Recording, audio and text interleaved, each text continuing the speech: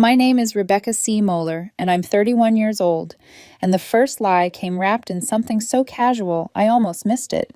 My sister said it over dinner like it didn't matter. Everyone's staying local this year. I nodded, chewing slowly, not really thinking about it. It was one of those Tuesday night family dinners at my parents' place, the kind with dry chicken, half-hearted smiles, and everyone pretending they weren't tired of each other. She didn't even look up from her phone when she said it.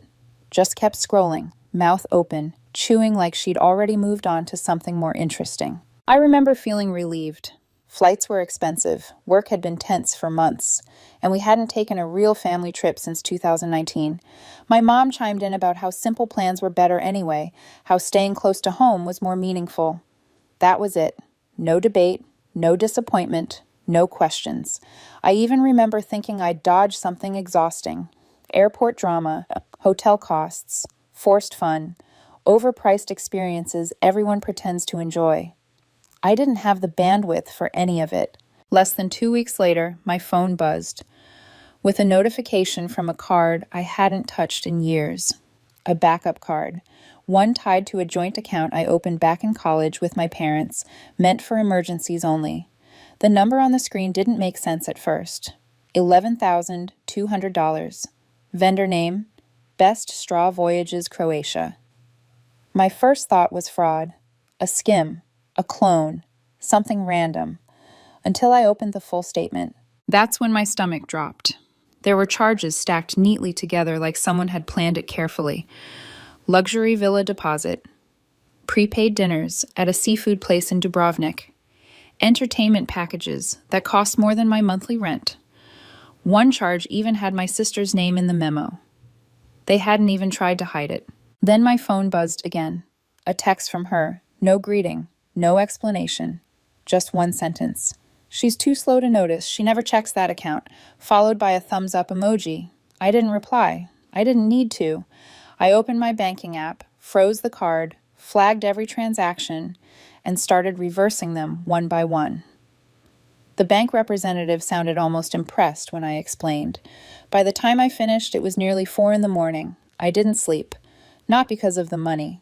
I knew I'd get it back. But because of how deliberate it was. How confident they were that I wouldn't push back. At 6 a.m. sharp, someone started pounding on my apartment door. Not knocking. Pounding. I opened it without a word. All 3 of them stood there. My dad's hair was still wet like he hadn't even dried off. My mom clutched her purse like she was waiting to enter a courtroom. My sister stood behind them in full airport clothes, sunglasses on, hoodie zipped, suitcase already by her side. She looked furious. They didn't say hello, they just started yelling. Accusations, panic, entitlement. You can't just cancel everything. We had plans. You're ruining this for everyone. Then my dad cut through the noise with something that made my chest tighten. She's coming over right now. Don't make a scene. Just listen to her. I stared at him. Who? No one answered. My sister smirked. My mom sighed and muttered, Rebecca, she's coming. We invited her. And in that moment, before I even knew her name, I understood this wasn't just about money anymore. I shut the door in their faces without another word. I didn't slam it. I didn't yell.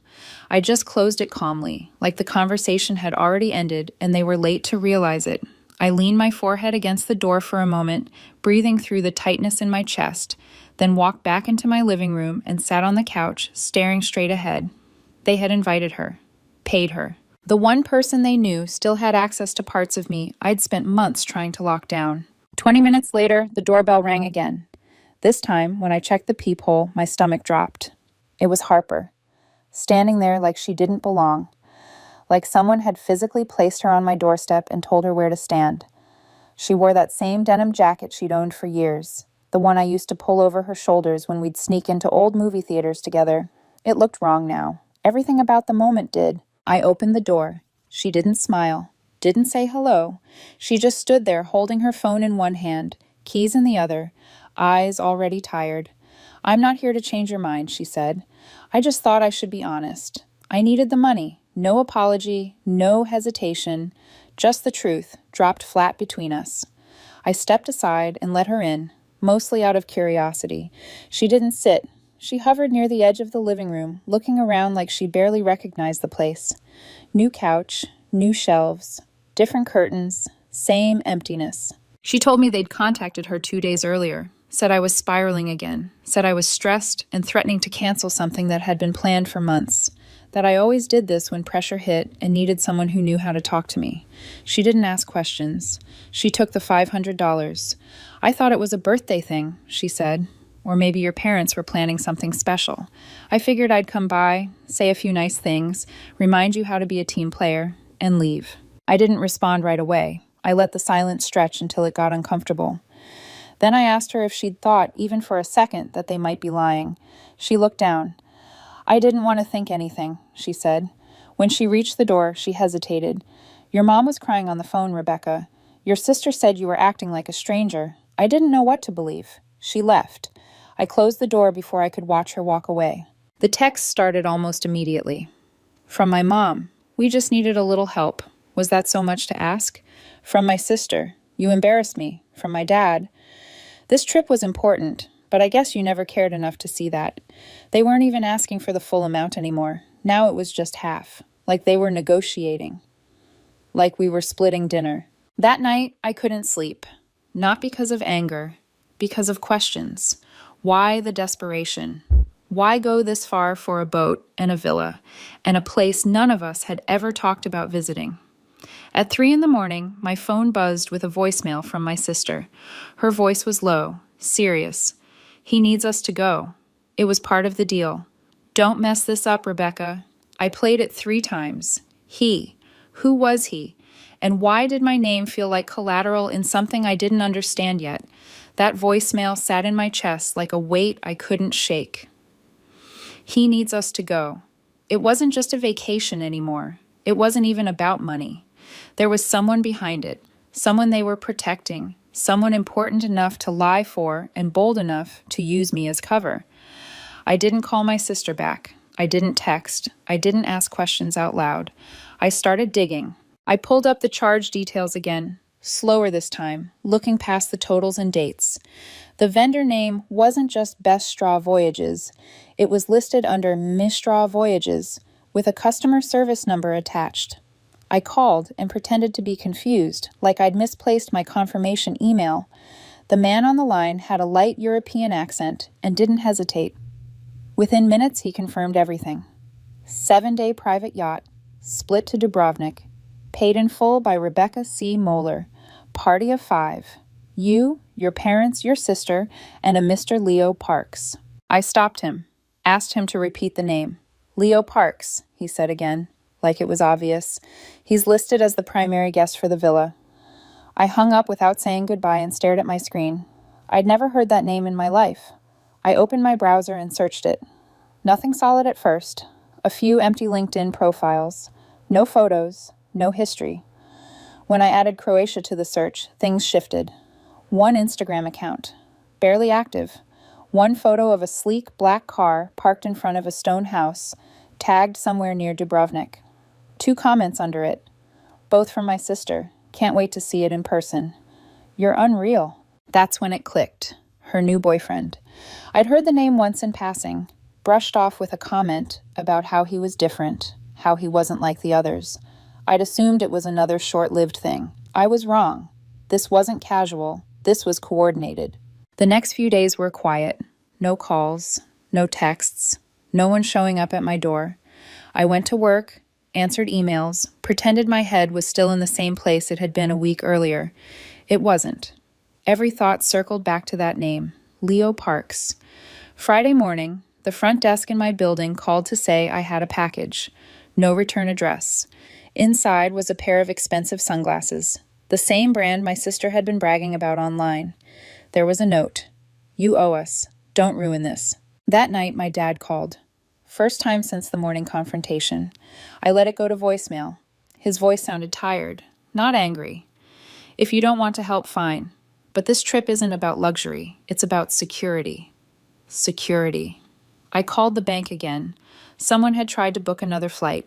Split to Paris. 1 passenger. Leo Parks. It was denied. 3 things became clear. They were still planning to go. He was leaving before them, and he wasn't tagging along, he was leading it.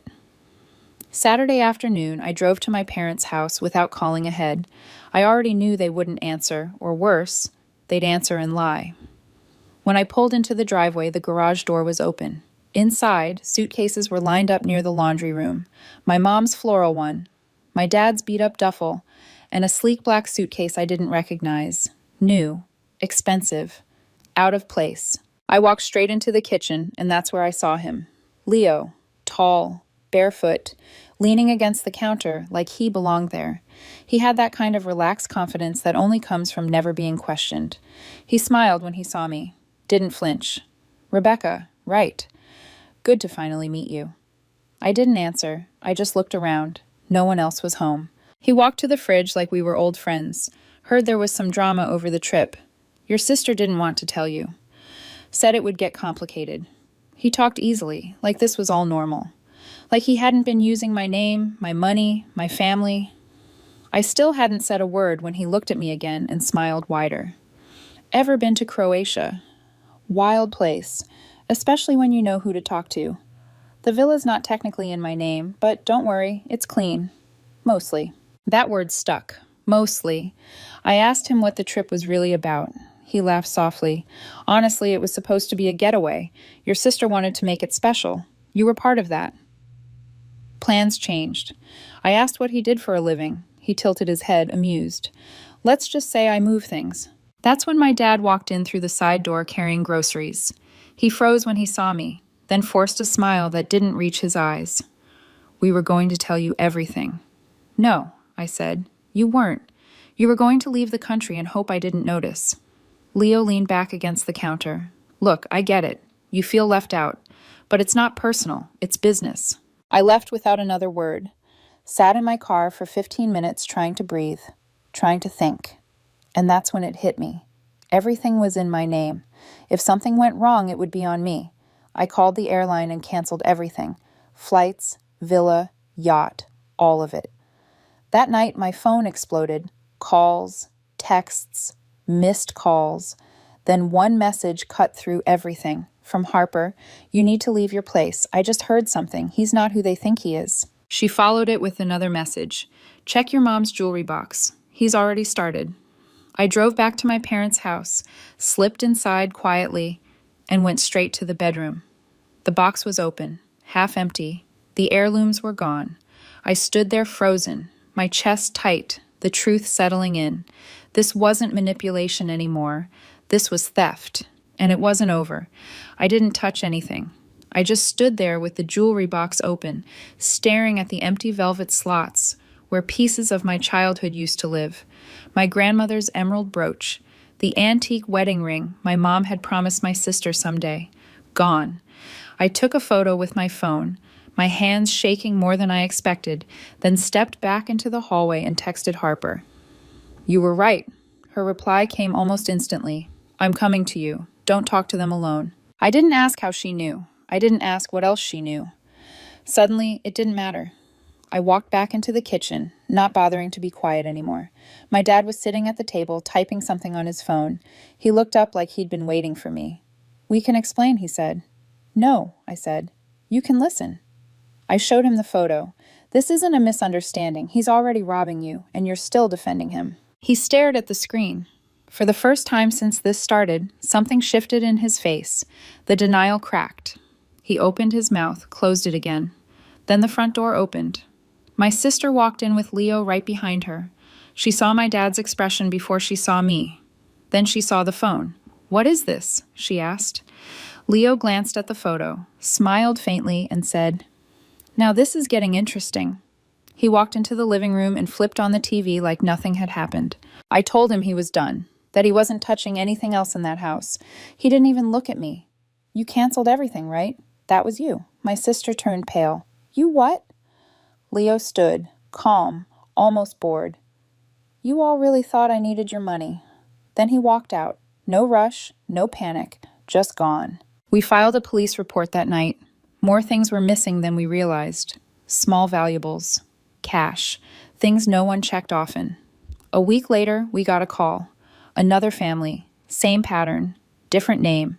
The only photo we had was from Instagram. His account disappeared that same night, like he'd never existed. 2 weeks later, my dad came to my apartment alone.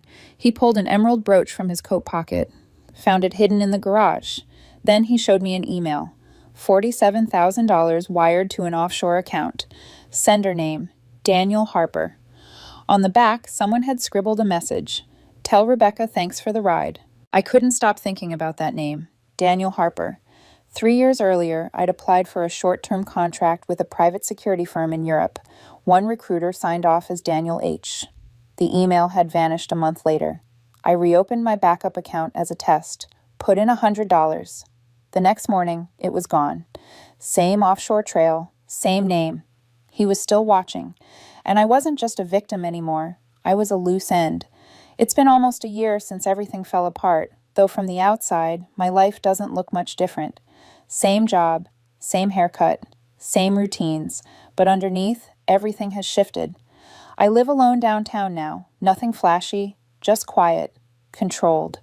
3 locks on the door, 2 security cameras. I never used to think that way, but habits change when trust breaks. I check my bank account every morning before I brush my teeth. Doesn't matter how small the balance is, I still check. I'm careful about who I let in now. Friends, dates, family, especially family. There was no dramatic reconciliation, just a slow, awkward return to neutral. I see my parents once a month, usually at a restaurant. We don't talk about Leo. My mom texts recipes. My dad sticks to weather and work. My sister and I haven't spoken in 4 months. The last time we did, she asked if I'd gotten over it yet, like it was an emotional phase. Harper and I still talk sometimes. She's in Seattle now, working, doing better. She never cashed the second half of the money. I believe her. Last week, I came home late and found an envelope in my mailbox. No return address. Inside was a postcard. Jagged coastline. Turquoise water. On the back, in small handwriting. Told you you'd love the view. D. I burned it in my kitchen sink. Not because I was afraid, because I was done. Because whatever game he thought he was still playing, I wasn't going to respond. Maybe he thinks he won. But I walked away with my name, my life, and something he'll never have.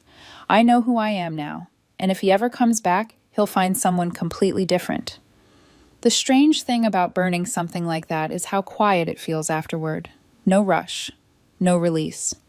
Just the smell of paper turning to ash and the steady drip of the sink as water runs over what's left.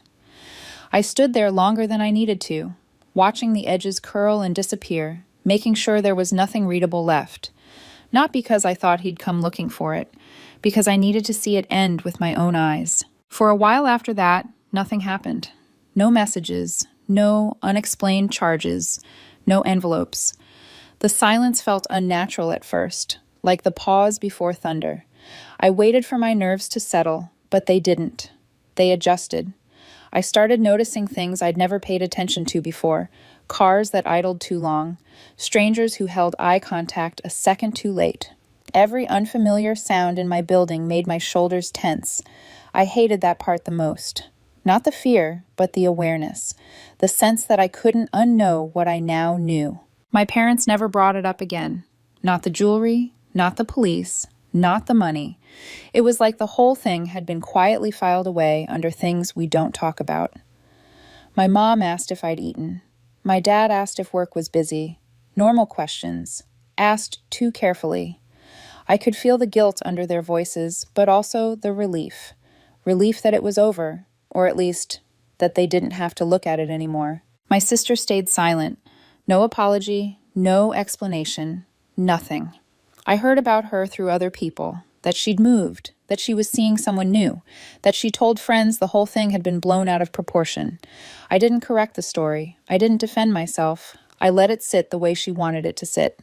There are some battles you don't win by fighting. Harper checked in every so often. Not about him, about me. Simple messages. How are you sleeping? Are you eating? Did you ever get your sense of humor back? We danced around the past like it was fragile glass. I knew she carried guilt, and I didn't know what to do with that. I didn't want to punish her. I didn't want to reopen things either. We existed in a careful middle ground. Two people who'd seen the same thing from different angles and survived it differently. Then, one afternoon, I got a call from an unfamiliar number. I almost didn't answer, almost let it go to voicemail like I'd trained myself to do. But something told me to pick up. The voice on the other end was calm, professional, a detective from another state. They'd picked up a case with similarities to ours. Different family, different city, same pattern, same offshore trail, same disappearing act. They asked if I'd be willing to answer a few questions. I said yes, not because I thought it would lead anywhere, but because for the first time I didn't feel like hiding. I told them everything I could remember. The timing, the charm, the way he slid into the family without resistance, the way he never raised his voice, never threatened, never rushed. When the call ended, I sat there for a long time, phone still in my hand, realizing something had shifted again. I wasn't just reacting anymore. I was participating, on my terms. That night, I slept without checking my account first. It wasn't intentional. It just didn't occur to me. When I realized it the next morning, I didn't panic. I smiled. Just a little. Not because I felt safe, but because I felt present, like I was finally living forward instead of bracing backward. I don't know where he is now. I don't know how many names he's using or how many doors he's opened since he walked out of my parents' house.